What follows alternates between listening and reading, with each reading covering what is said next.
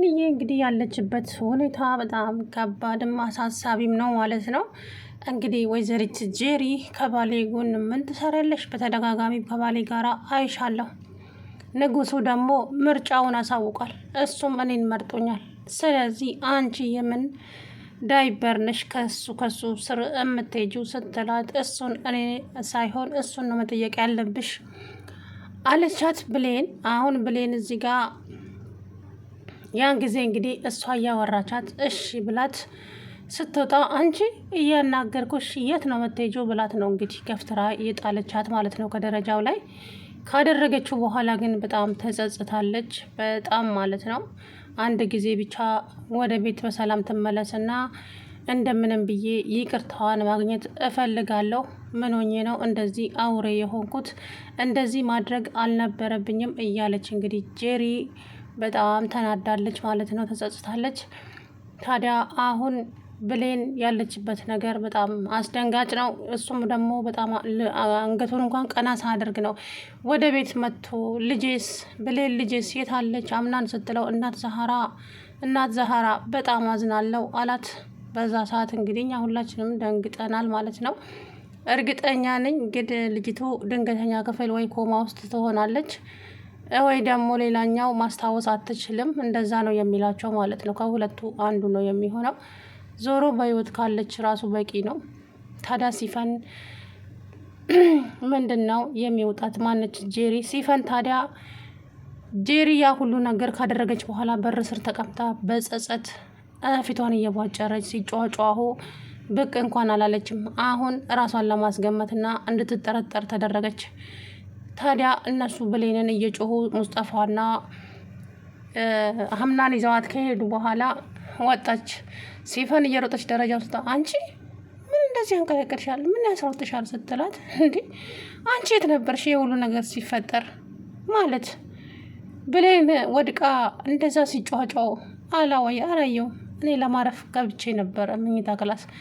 ቢሆንም ካልተኛሽ እንዴት ይሄ ሁሉ ሰው በርልሽ ላይ ሲጮህ አልሰማሽም? አልሰማውማ። ደግሞ መውደቅ ብርቅ ነው እንዴ?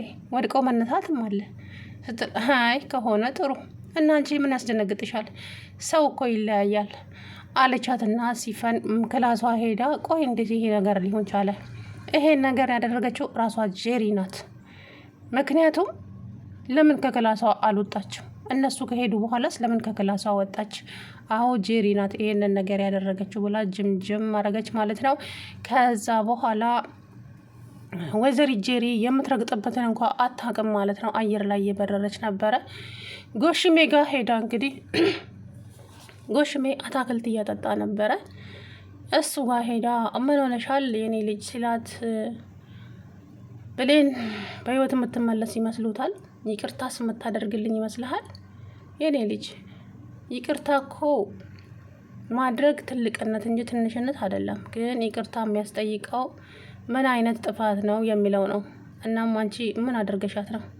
ይኸውልህ ምን መሰለህ፣ ብሌንን እኔ ነኝ ከደረጃው ላይ የወረወርኳት። ምን ብሎ ደነገጠ እሱ ራሱ። እንዴት እንደዚህ ታደርጊያለሽ? ምንስ ብታደርግሽ ይሄን ያክል ጭካኔ? አስቤበት አይደለም፣ በቃ ተናድጄ ስለነበረ። ከዛ በኋላ ግን በጸጸት ላብድ ነው። አላቅም ምን እንደማደርግ። ግን ይቅርታ የምታደርግልኝ ይመስላል? ይቅርታ ታደርግልሻለች። ግን አንቺም ደግሞ እሷ በሰላም ወደዚህ ከተመለሰች በጣም ትንከባከቢያታለች። ከዛ በኋላ ይቅርታዋን ታገኛለች። ኧረ አንዴ ብቻ እዚህ ቤት በሰላም ትመለሳለች። ከዛ ጄሪ ስልክ ስትደውልለት ለምንድን ነው ስልኩን ያላነሳው? አምናን ጎበዝ ከሆነ መጠራጠር አለበት፣ ጄሪን ማለት ነው። ለምን ያንን ጊዜ ብሌንና አምናን ከፎቅ ሲወርዱ አንድ ላይ አይታቸው ነው።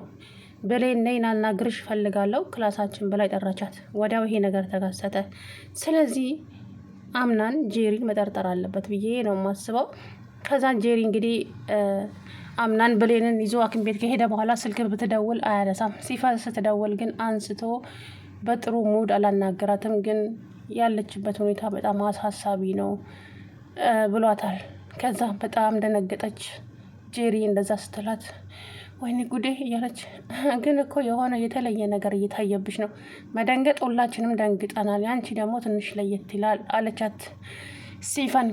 ከዛም ያ አምናን ጸሐፊም እየሮጠች መጣችና እህቴ ብሌን ምንድነው የሆነችው? ከደረጃ ላይ ወድቃ ነው አለቻ ሲፈን። እንዴት?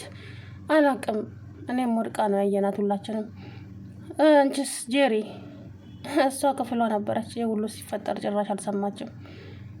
ከዛ በኋላ እንግዲህ እቺ ጸሐፊዋ በሆነ አጋጣሚ ነች የምታጋልጣት። እመኑኝ፣ ሲፈንም አይደለችም ጎሽሜም አይደለም። የአምናን ጸሐፊ ታጋልጣታለች፣ ጄሪን ማለት ነው። እሷ እንዳደረገችው ተጠራጥራለች ወዲያውኑ ማለት ነው። ለምን? ባለፈው ብሌን ነግራታለች። ሳልሰርቅ ሰረቅሽ ተብዬ ልብሴን መታ ተፈትሻ ገለባብጣው ሄዳለች ብላ ስትላት በመጥፎ አይኗ እያየቻት ነበረ ጄሪን ማለት ነው። ስለዚህ እቺ የአምናን ጸሐፊ ስሟ አይገባኝም፣ አደራ ላይ ግን ቃል ናት እና ብቻ ብሌንዬ ድና ትምጣ። እሷ ካልዳነች ይደብራል ማለት ነው። እና ልክ ወይዘሮ ሰማሃል ያን ጊዜ መድኃኒቱ ከተመረዘባት በኋላ አይደለም መርሳት የጀመረችው። ሜርሲ ደግሞ እንግዲህ ከሰውየው ጋራ ቤሌሊክ ነው ሜኔሊክ የሚባለው ሰውዬ ጋራ ተስማምታለች ለሌብነት። አውቃው እየሰለለችው ይሁን አላቅም፣ የሱ ያወራውን በሙሉ ሪካርድ አድርገዋለች። አሁን የራሷን ቁርጣ ታወጣና የሱን ሪካርድ ትጠቀምበታለች፣ በዛ እያስፈራራች ማለት ነው። አያችሁ፣ አሁን ያንን ነገር ደፍራት አድርገዋለች ወይስ አምናን ጋር ትቆማለች? ወይዘሪት ሜርሲ አምናንን እንግዲህ በቆሙ የምትገፋው ከሆነ እውነትም ጥቅመኛ ነች። አክስቴ የወንድሜ ልጅ እያለች ማለት ነው። እናም ሰውየውም የአምናን ድርጅት ማለት እኮ ያንቹ ነው፣ የወንድምሽ ልጅ አይደለም እንዴ ምናምን አላት ማለት ነው። እና እንግዲህ እናም ሲፈንም ሙስጠፋን ታፈቅረዋለች። ፍቅሯን ግን መናገር አልቻለችም ማለት ነው። ጄሪ ደግሞ የሙስጠፋ ፍቅረኛ እንደሆነች በፍጹም ሲፈን አታውቅም እስከ ዛሬ ማለት ነው። በሆነ አጋጣሚ ግን የሆነ ቀን ሜርሲ ልትነግራት ትችላለች ለሲፈን። ይሄ የታወቀ ነው ማለት ነው። ዞሮ ግን እንግዲህ ብሌንዬ ድና እንደምትመለስ ተስፋ አደርጋለሁ። ያው ምናልባት ማስታወሷ ሊሳናት ይችላል። ምክንያቱም ብዙ ጊዜ ጭንቅላታቸው ሲመታ አይደለ ማስታወስ የሚሳናቸው፣ እንደዛ ሊሆንባት ይችላል። ግን መሞት የለባትም ብዬ ነው ተስፋ የማደርገው። አምናን ግን ስቃዩ በዛ። በእውነት በጣም ነው ልቡ የሚሰበረው አሁን ላይ። ምክንያቱም በጣም ነው የሚያፈቅራት፣ እሷም ታፈቅረዋለች። ያንን ነገር ደግሞ የሚያውቁት ሁለቱ ብቻና ሙስጠፋ ናቸው። ሙስጠፋ ብሌን አምናንን እንደምታፈቅረው በደንብ ያውቃል። እናም ትላንት ለሲፈን ነገራት። ስለዚህ እንዴት እንደምታሳዝን ፊቷ በደም ተሸፍኖ እኮ ማየት እንኳን አልቻልንም አለ። እንግዲህ ሙስጠፋ አዛኝ ልብ ነው ያለው በእውነቱ ማለት ነው። እንግዲህ ብሌንን ካያት ቀን ጀምሮ በጣም እንደ ወንድም ነበር ሲያዝንላት የነበረው።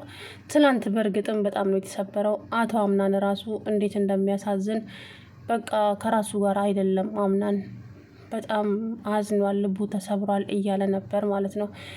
እንግዲህ ጄሪ ስልክ ስትደውልለት የጄሪን ስልክ አላነሳም፣ የሲፈንን ስልክ አነሳ። ያ ማለት ጄሪ ተጠራጥራት ይመስለኛል። ሳይጠራጠራት አይቀርም እንደዚህ እንዳደረገች ማለት ነው።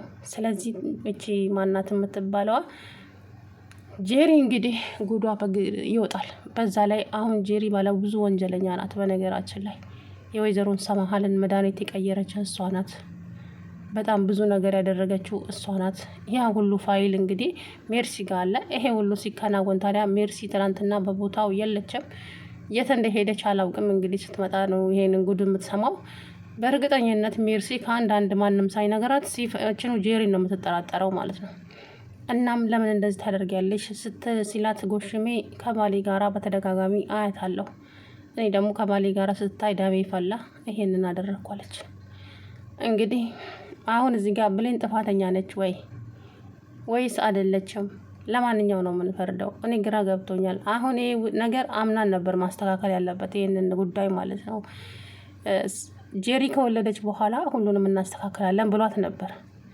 ታዲያ እች ልጅ ታፈቅረዋለች። እሱን ላለማጣት ብላ ነው ብዙ ነገሮችን እየተጋፈጠች ያለችው እዛ ቤት ውስጥ ብሌን ማለት ነው።